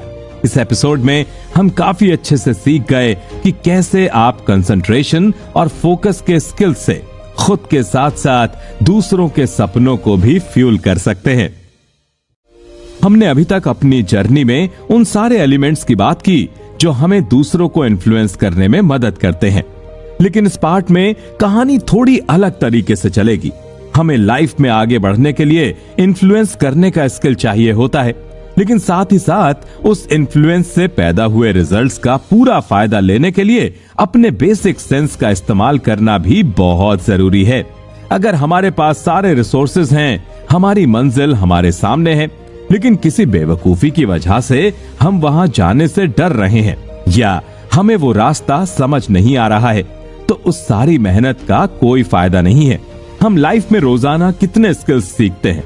हमारा हर दिन एक नए टास्क को करने में बीतता है, जिससे हम अपनी आर्मरी में नए नए वेपन्स को शामिल करते हैं और खुद को पहले से बेहतर बनाते हैं। लेकिन इतना एडवांस्ड ज्ञान इकट्ठा करने के बाद भी कभी कभी हम ऐसी जगहों पर मार खा जाते हैं जहां सवाल ही पैदा नहीं होता। ऐसा नहीं है कि अचानक से कोई मायावी शक्ति हमारी नॉलेज को जीरो कर देती है या फिर हम अचानक से सब कुछ भूल जाते हैं। इसका असली रीजन ये है कि लाइफ की लैडर पर चढ़ते चढ़ते और ऊंचाइयों को हासिल करते करते हम ये भूल जाते हैं कि जमीन पर कैसे चला जाता है। सुनने में अटपटा लगा? अगर आप ध्यान लगाएं तो इसका काफी अच्छा सेंस बनता है। कहने का सीधा मतलब है कि हम मुश्किल काम करते करते चीजों को इतना कॉम्प्लेक्सिटी से देखने लगते हैं कि हम बेसिक सेंस, या जिसे हमारे आसपास के लोग कॉमन सेंस बोलते हैं, वो लगाना भूल जाते हैं। अब कॉमन सेंस का असली डेफिनेशन तो किसी को नहीं पता, क्योंकि अलग अलग सिनेरियोस के बेसिक काम भी डिफरेंट लेवल के होते हैं। लेकिन अगर हम इसे समझने की कोशिश करें तो कॉमन सेंस का सीधा मतलब है इंसान की वो अच्छी जजमेंट जब वो सच और झूठ पर बिना किसी बायस या सेल्फिश इंटरेस्ट के लेता है। इसमें केवल लॉजिक का रोल होता है और कई बार जवाब हमारे सामने ही होता है। हम इसे अपनी उलझन की वजह से देख और समझ नहीं पाते। ये नेचर के सबसे प्राइसलेस गिफ्ट्स में से है और ये आज के टाइम में काफी रेयर भी है, क्योंकि लोग इसके बारे में सबसे एंड में सोचते हैं। हम अक्सर ये एक्सप्रेशन सुनते हैं, अरे शिट यार, मैंने इसके बारे में पहले क्यों नहीं सोचा। वो इसलिए क्योंकि आप कॉमन सेंस एक्सरसाइज करने में फेल हो गए, जो कि ह्यूमैनिटी के लिए एक वरदान की तरह है। और अगर हम इसका इस्तेमाल ठीक तरह से करना सीख जाएं, तो हम लाइफ की किसी भी प्रॉब्लम से आसानी से निकल सकते हैं। कॉमन सेंस को हम एक डेलिकेट पौधे की तरह देख सकते हैं, जिसे ट्रेनिंग और जिसकी हर वक्त निगरानी करनी पड़ती है ताकि टाइम आने पर हम इसका फायदा ले सकें। अगर हम कॉमन सेंस को छोटे छोटे हिस्सों में डिवाइड करना चाहें तो इसमें काफी सारे एलिमेंट्स का पार्ट मौजूद होता है, जैसे कि perception, memory, thought, alertness, deduction, foresight, reason और जजमेंट। मुझे तो सोच कर ही हंसी आती है कि हम ऐसे गुड़ को कॉमन कहते हैं जिसमें खुद 8 अलग अलग पार्ट्स हैं, जिनका अपना यूज और अपना मीनिंग है। कॉमन सेंस एक ऐसी क्वालिटी है जिसे डेवलप करना बहुत जरूरी है, क्योंकि इसके जरिए ही आप प्रैक्टिकल वैल्यू की चीजों का आनंद ले सकते हैं।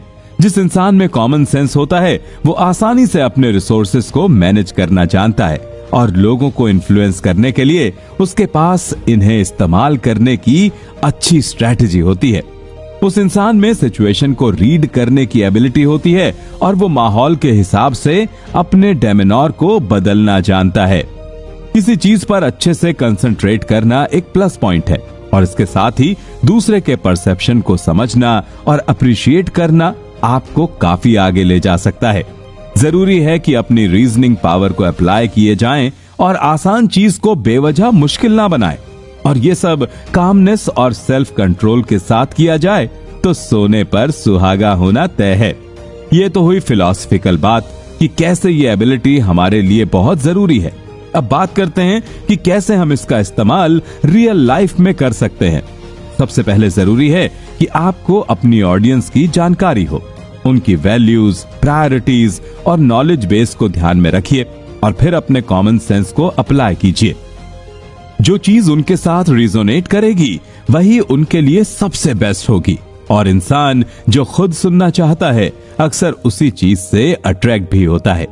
आपको किसी भी मोमेंट में यह फैसला लेना होगा कि सामने वाले को प्रैक्टिकल सॉल्यूशन चाहिए, फैक्टफुल इंफॉर्मेशन चाहिए, या फिर उन्हें इमोशनल अपील की जरूरत है। एक अच्छा इन्फ्लुएंसर अपने खुद के मन में अपने फायदे के बारे में सोचता है, लेकिन वो अपने शब्दों में इसे दिखने नहीं देता। इसलिए जरूरी है कि आप लोगों को उनके फायदे के बारे में बताएं और इस पर ज्यादा फोकस करें। लेकिन कई केसेस में जरूरी हो जाता है कि आपको एक बैलेंस्ड अप्रोच लेकर चलना पड़ता है और ऐसे गोल्स को आइडेंटिफाई करना पड़ता है जिससे सबका भला हो। इसलिए इस बात पर क्लियर रहिए कि आप प्रॉब्लम सॉल्व करने की कोशिश कर रहे हैं, किसी चीज को इम्प्रूव करने की कोशिश में लगे हैं, या फिर एक नई अपॉर्चुनिटी क्रिएट करने में लगे हैं। ये चीज कॉमन सेंस से क्लियर की जा सकती है, जिसके जरिए आपका रास्ता साफ हो सकता है। इसके साथ ही जरूरी है कि आप लोगों को असल में अपनी नीड्स के बारे में बोलते हुए सुने। सुनने का एक डायरेक्ट कन्फ्रंटेशन हमेशा सिचुएशन को बेहतर बनाने में मदद करता है। किसी को टास्क को म्यूचुअली आगे ले जाने के लिए जरूरी है कि हम लॉजिक और फैक्ट्स की बात करें। इसलिए आपको अपने आर्गुमेंट को सपोर्ट करने के लिए इनका इस्तेमाल जरूर करना है। सामने वाले को यह दिखाएं कि क्यों आपका सजेशन सेंस बनाता है और क्यों वो उनके लिए बेस्ट ऑप्शन है। प्रेजेंटेशन के वक्त हमेशा अपनी टोन पर ध्यान दें। कॉन्फिडेंस और क्लैरिटी ही की है, लेकिन इसी वक्त आपको डिक्टोरियल या पुशी होने की जरूरत नहीं है। इन्फ्लुएंस करने का स्किल तभी अच्छे से काम करता है जब वो खुद सामने वाले पर असर करे। साथ ही फीडबैक और क्वेश्चंस को एड्रेस करना ना भूलें। यह हमारे ओवरऑल प्रोसेस का एक जरूरी हिस्सा है। आपको हमेशा एक ऐसे बेस पर चलना चाहिए जहां रीजन और इमोशन की तरफ अपील की जाए और सामने वाले को मैनिपुलेट ना किया जाए। किसी को गिल्ट ट्रिप में डालना या उनकी इनसिक्योरिटीज को उजागर करना ठीक बात नहीं है। ये जरूर ही लॉन्ग रन में बैकफायर करेगा और आपकी इन्फ्लुएंसिंग स्ट्रेटजी बिल्कुल भी कन्विंसिंग नहीं लगेगी। अपने खुद के एक्शंस में विश्वास और कंसिस्टेंसी मेंटेन कीजिए। अगर आप चाहते हैं कि लोग आपको सीरियसली लें, तो आपको ये खुद भी अडेप्ट करना होगा। अपने वैल्यू बेस को स्ट्रांग बनाएं और उस पर लगातार काम करते रहिए। हमें अपनी डेली लाइफ में भी कॉमन सेंस के जरिए इन्फ्लुएंसिंग के कई वैलिड एग्जाम्पल्स मिलते हैं। सबसे बड़ा एग्जाम्पल एक पेरेंट का है जो अपने बच्चे को गलती पर डांटने के बजाय आराम से समझाते हैं और उन्हें अगली बार वो गलती ना करने के लिए कुछ नई चीज सिखाते हैं। बच्चे पर चीखना, चिल्लाना और उन्हें तुरंत सजा दे देना ठीक नहीं है। अगर ऐसा लंबे समय तक होता है तो उनके मन में पेरेंट्स का डर बैठ सकता है और वो आगे चलकर उनसे कोई भी बात शेयर करने के लिए कंफर्टेबल नहीं होंगे। वहीं अगर बच्चे से आराम से बात की जाए तो वो खुद ही एक रिस्पॉन्सिबिलिटी लेता है कि उसे ये गलती दोबारा नहीं करनी है। आप लोगों ने अपने टीनेजर ईयर्स में अपने पेरेंट्स को किसी नाइट आउट या नाइट स्टे के लिए जरूर कन्विंस किया होगा। इस प्रोसेस में भी आपको कॉमन सेंस का काम लेना होता था। इसके लिए आपको एक रिस्पॉन्सिबल प्लान बनाना होता था, जिसमें आपकी सुरक्षा, ट्रांसपोर्ट, अरेंजमेंट्स जैसी चीजों का मेंशन हो। इन सारी चीजों को मेंशन करने से पेरेंट्स को यकीन हो जाता है कि उनका बच्चा मैच्योर है और उस पर इस केस में यकीन किया जा सकता है। या फिर अगर हम वर्क प्लेस की बात करें तो एक अच्छा मैनेजर अपनी टीम के मेंबर्स को एक साथ लेकर चलता है और किसी बड़े टास्क को अपने कॉमन सेंस का इस्तेमाल कर छोटे छोटे हिस्सों में डिवाइड करता है और सब में बांट देता है। उसे ये पता होता है कि एक सिंगल एम्प्लॉय एक बार में कितना लोड झेल सकता है और कितना अच्छा काम कर सकता है। उन सारी चीजों को ध्यान में रखकर वो ये अरेंजमेंट क्रिएट करता है और इससे एम्प्लॉयज को भी कॉन्फिडेंस आता है कि उनके वेलबींग का ख्याल रखते हुए ही उन्हें लोड दिया जा रहा है। किसी टेंस सोशल सिचुएशन में कई बार हम इम्पल्सिव फैसले ले लेते हैं, जिससे लड़ाई हो जाती है और फिर दोनों ही साइड्स को काफी नुकसान होता है। वहीं दूसरी तरफ अगर बात को समझदारी से बैठकर सुलझाया जाए तो सिचुएशन इतनी ज्यादा एस्केलेट नहीं करती और कम्युनिकेशन के लिए एक बेहतर एनवायरनमेंट बनता है। ये कुछ ऐसे एग्जाम्पल्स हैं जो हम अपनी डेली लाइफ में फेस करते हैं। हर किसी को इन्फ्लुएंस करने का कॉन्टेक्स्ट और सिचुएशन अलग अलग होती है, लेकिन जब एक थ्योरी एस्टेब्लिश की जाती है तो हम उसको मॉडिफाई कर उसे कई जगह यूज कर सकते हैं। इस केस में की ये है कि आप सिचुएशन को समझें और उन लोगों को भी जिनके साथ आप एक वर्किंग या पर्सनल रिलेशनशिप शुरू करने वाले हैं। लॉजिक, एम्पैथी और क्लियर कम्युनिकेशन के जरिए अपने लिए एक अच्छा केस बनाइए और याद रखिए कि आपको चीजें ओवर कॉम्प्लिकेट करने की जरूरत नहीं है। Keep it simple, keep it common. हमने अभी अभी समझा कि कैसे कॉमन सेंस किसी भी ख्याली पुलाव या फिर किसी ड्रीम की एंटीथीसिस का काम करती है। कॉमन सेंस इल्यूजन जैसी चीजों का सबसे बड़ा दुश्मन है। अगर देखा जाए तो कॉमन सेंस में अक्सर लॉजिक पाया जाता है और इसका ओवरऑल स्ट्रक्चर हमेशा रियलिटी में बसा हुआ होता है। वहीं दूसरी तरफ इल्यूजन की कोई लिमिट नहीं है। अगर आप इल्यूजन के भरोसे अपनी लड़ाई लड़ने जा रहे हैं तो एक बात तो तय है कि आपको जीत हासिल नहीं हो सकती। और जब तक आपको रियलाइज होता है कि इसके साथ आपका काम नहीं चलेगा, तब तक काफी देर हो चुकी होती है। एक एक करके आपके सपनों का बसेरा कॉमन सेंस की रियलिटी के द्वारा बर्बाद कर दिया जाता है। और आप खुद भी सोचकर देखिए, इल्यूजन के भरोसे अगर आप किसी को इन्फ्लुएंस करने की कोशिश करेंगे तो आप खुद ही अपना मजाक बनवाने का काम कर रहे हैं।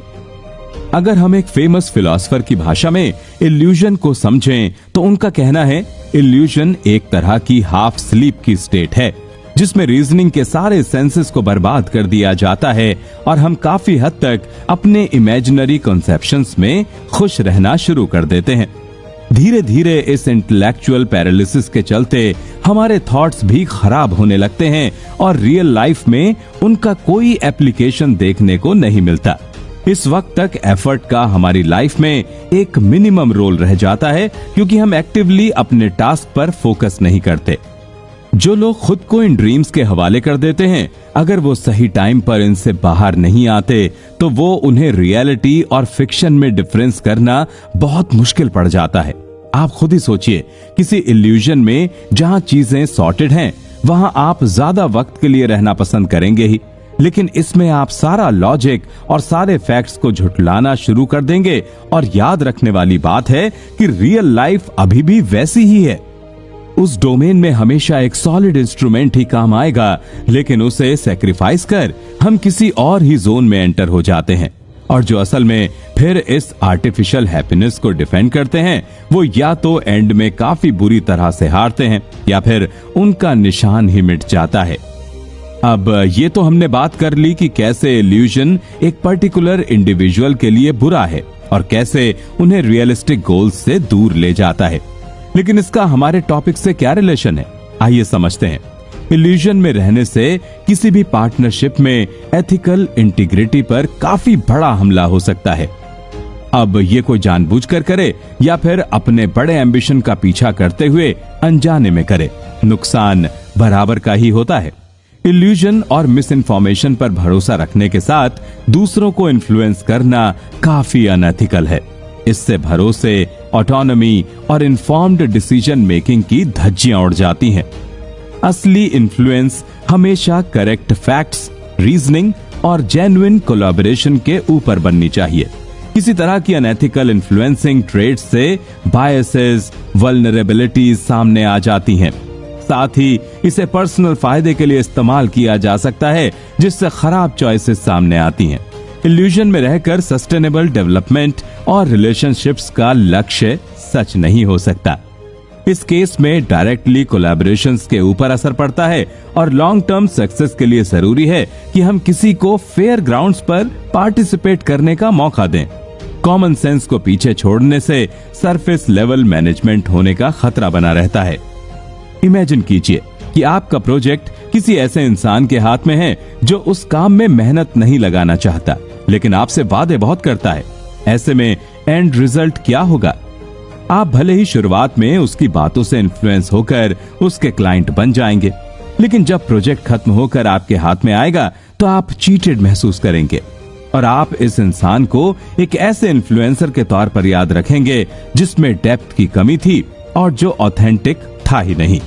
इससे अच्छा है कि सामने वाला आपको सच्चाई बताए और आपको उस प्रोजेक्ट की ग्राउंड रियलिटी से अवगत कराए।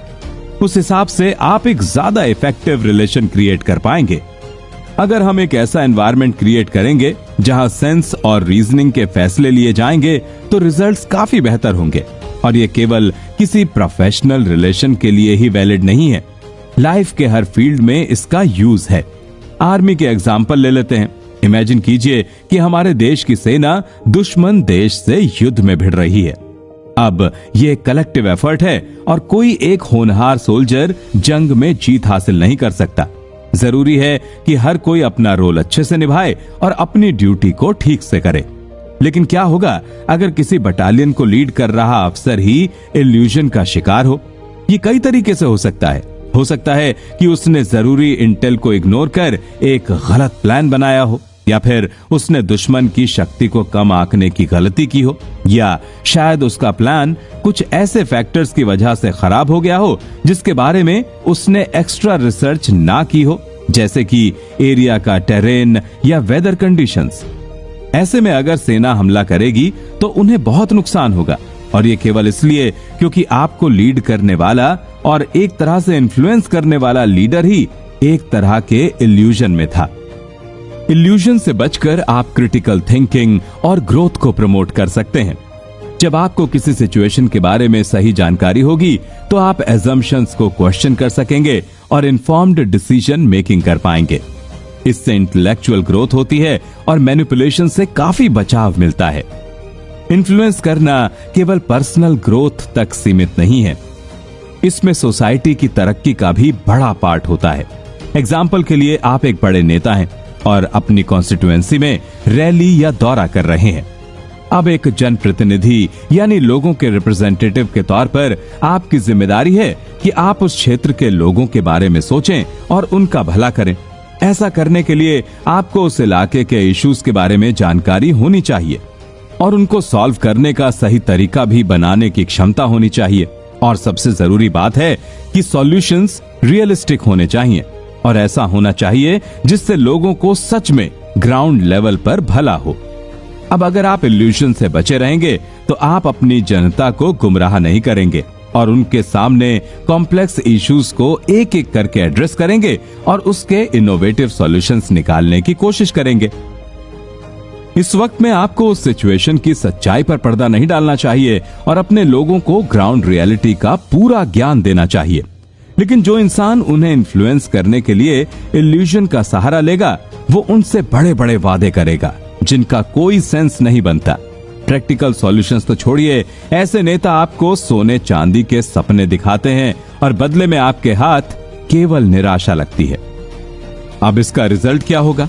अगले इलेक्शन में जनता किसी ऐसे नेता को चुनेगी जो उनके लिए सच में किसी रियलिस्टिक सॉल्यूशन के साथ आए। हमेशा याद रखिए कि कुछ चीजें हमेशा आपके साथ ही रहती हैं, लेकिन ये आपके ऊपर है कि आप उनका इस्तेमाल कैसे करें। हर कोई अपनी लाइफ में इल्यूजन्स का शिकार होता ही है, लेकिन जो लोग इसको कॉमन सेंस से रिप्लेस कर अपने लिए एक जर्नी कार्व आउट करते हैं वही लाइफ में आगे जा पाते हैं। इसलिए जरूरी है कि आप अपने फैक्ट्स को प्रूफ और वैलिड आर्ग्यूमेंट्स के साथ पेश करें, दूसरों के व्यू पॉइंट को कंसिडर करें, अपनी इंडिपेंडेंट रिसर्च को बार बार वेरीफाई करें और मैनिपुलेटिव ट्रिक्स से बचने की कोशिश करें। अगर आप ऐसा कर पाएंगे तो इन्फ्लुएंस करने के अपने रिसोर्सेज से आप कुछ बड़ा हासिल कर सकते हैं जो आपके साथ लॉन्ग टर्म के लिए साथ रहेगा। जब हम बच्चे होते हैं तो सारी चीजें बहुत स्ट्रेट फॉरवर्ड लगती हैं। हमें जो कुछ भी चाहिए होता है उसकी डिमांड हम अपने पेरेंट्स से कर देते हैं और लगभग हर बार वो चीजें हमें दे दी जाती हैं। लेकिन जैसे जैसे हमने अपने इंडिपेंडेंट और रेस्पॉन्सिबल वाले फेज में एंट्री ली, सारी चीजें अचानक से बदल गईं। हर किसी की उम्मीदों का प्रेशर, अपनी क्रश को इंप्रेस करने का प्रेशर, एग्जाम्स में अच्छे मार्क्स लाने का प्रेशर, फिजिकल और मेंटल हेल्थ बेहतर करने का प्रेशर और ना जाने ऐसी कितनी छोटी छोटी चीजें हैं जो हमारे लिए जरूरी हैं और जिनके लिए हमें एक्स्ट्रा एफर्ट डालना पड़ता है। हमारी जर्नी में हमने अभी तक इसी चीज को टैकल करने के लिए इन्फ्लुएंसिंग का ट्रेड सीखने की कोशिश की है। हमें ये रिपीट करने की जरूरत नहीं है कि ये क्वालिटी कितनी ज्यादा जरूरी है।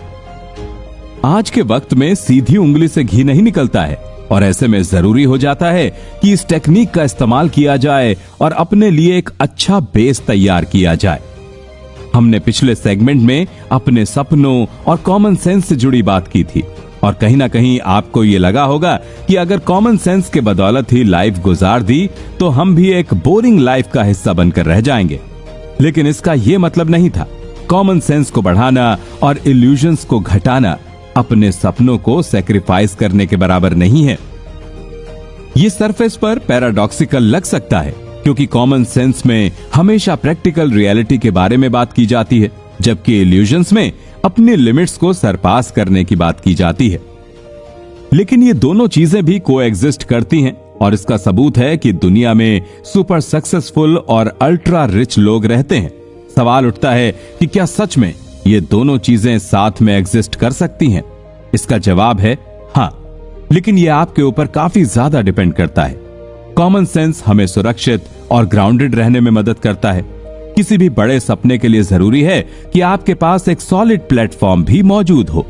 कॉमन सेंस आपको रेकलेस और केयरलेस फैसलों से बचने में मदद करता है, जिससे आप खुद की वेलबींग को खतरे में ना डालें। जरूरी है कि अपने रिसोर्सेस को अच्छे से मैनेज किया जाए और पोटेंशियल रिस्क के बारे में भी चौकन्ना रहा जाए। वहीं दूसरी तरफ बड़े सपने आपको एक डायरेक्शन और पर्पस देते हैं। अगर आपके पास लाइफ में कुछ भी करने को नहीं होगा तो आप उठने के लिए इन्फ्लुएंस नहीं हो पाएंगे। अपने कंफर्ट जोन में कम लोग ही खुश रह पाते हैं और ये एक सच्चाई है। इंसान को मोटिवेट और यहां तक कि अपनी लाइफ को पूरी तरह से जीने के लिए कुछ ना कुछ एक्साइटिंग चाहिए ही होता है। अगर आप खुद को इन दोनों एलिमेंट्स के कॉम्बिनेशन के साथ ट्रेन कर लेते हैं तो जरूर ही आप में क्रिएटिविटी और इनोवेशन की कमी नहीं होगी और आप अपने नुकसान भी होने से बचा लेंगे। एक आखिरी टॉपिक के बारे में बात करना रह गया है और देखा जाए तो यही एलिमेंट हमें खुद को या किसी दूसरे को इन्फ्लुएंस करने में या फिर अपनी लाइफ को अगले लेवल पर ले जाने में मदद करता है। हम बात कर रहे हैं पावर ऑफ डिडक्शन की। ये एक ऐसा टूल है जिससे आप एक अच्छे डायरेक्शन में बढ़ सकते हैं और अपने रिसोर्सेज का पूरा फायदा ले सकते हैं। डिडक्टिव रीजनिंग का मतलब है कि आप एग्जिस्टिंग एविडेंस के हिसाब से अपने अगले मूव को प्लान करते हैं और सबसे फेवरेबल डायरेक्शन में जाने के बारे में सोचते हैं। जब आप इस टेक्निक के जरिए अपने आर्गुमेंट को एक्सप्लेन करने की कोशिश करते हैं तो सामने वाले को साफ पता लग जाता है कि आपकी रिसर्च और एनालिसिस पैशन ड्रिवन है और आप उस चीज के कंक्लूजन पर एक अच्छे और क्लियर प्रोसेस के जरिए आए हैं। इस तकनीक का इस्तेमाल आप अपनी स्ट्रेटेजी में गैप्स को भरने में मदद कर सकते हैं, जिससे और लोग आप पर भरोसा करेंगे और आपके साथ चलने के लिए तैयार हो जाएंगे। आप इसे इंट्यूशन का नाम नहीं दे सकते क्योंकि वो पूरी तरह से तुक्के और गेस वर्क का खेल है, जबकि इस प्रोसेस के पीछे अच्छी खासी रिसर्च शामिल होती है। हमें ऐसे कई एग्जाम्पल्स मिल जाते हैं जिन्होंने इस डिडक्शन टेक्निक का इस्तेमाल किया है और अपने लिए अच्छे रिजल्ट्स निकाले हैं और साथ ही साथ दूसरों को भी इन्फ्लुएंस किया है। इसका सबसे फेमस एग्जाम्पल है Sherlock Holmes. Sir Arthur Conan Doyle की स्टोरीज का आइकॉनिक डिटेक्टिव अपनी डिडक्शन स्ट्रेंथ के लिए जाना जाता है। केयरफुल ऑब्जर्वेशन, एविडेंस के थ्रू एनालिसिस और लॉजिकल डिडक्शन से शर्लॉक ने ऐसी ऐसी मिस्ट्रीज को सॉल्व किया है जिनके बारे में सोचने से ही दिमाग घूम जाता है। कॉम्प्लेक्स सिचुएशंस और ट्रिकी सर्कमस्टेंसेस में ये रास्ता हमारे लिए एक गोल्डन क्लू का काम करता है। एक रियल लाइफ और हिस्टोरिकल फिगर की बात करें तो सोक्रेट्स इस ब्रैकेट में काफी अच्छे से फिट होते हैं। ये ग्रीक फिलोसोफर अपने एक यूनिक मेथड के लिए जाना जाता था जिसे सोक्रेटिक मेथड कहते हैं और ये डिडक्शन की टेक्निक पर काफी रिलाय करता था।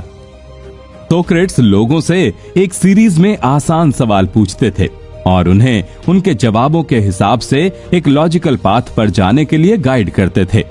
इसमें वो उनके रास्ते में आने वाली इनकंसिस्टेंसीज को रिवील करते थे और सच का पता लगाने में मदद करते थे।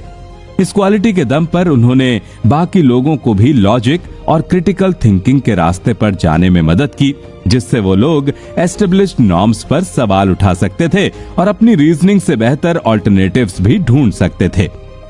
डिस्कोर्स, डिबेट और आर्ग्यूमेंट्स के फील्ड में ये कितना जरूरी है, आपको इसका अंदाजा लग ही गया होगा। तो ये बात साबित होती है कि कैसे आप डिडक्शन की शक्ति से अलग अलग डोमेन्स में लोगों और इंस्टीट्यूशंस को इन्फ्लुएंस कर सकते हैं और उन्हें बेहतर करने में भी मदद कर सकते हैं। इसी के साथ हम अपनी जर्नी को खत्म करते हैं।